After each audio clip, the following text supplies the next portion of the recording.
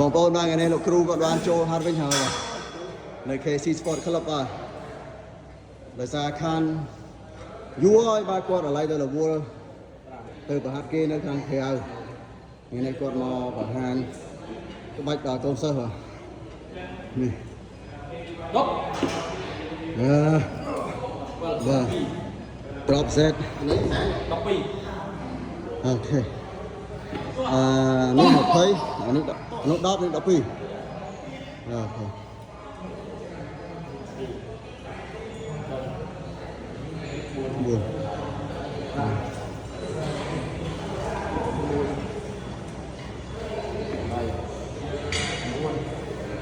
ខ្លាំងណាស់ស្បាច់ព្រះអង្គពិតជាខ្លាំងមែនគាត់អត់ហត់ទេណាអត់ទាំងប្រឹងមកណាហើយចង់ឲ្យខ្យល់ងប់ហើយចង់បាច់អាចយកក្បាលមកយកក្បាលហ្នឹង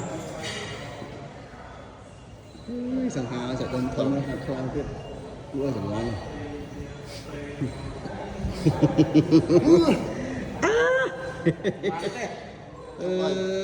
មកនោះរອບ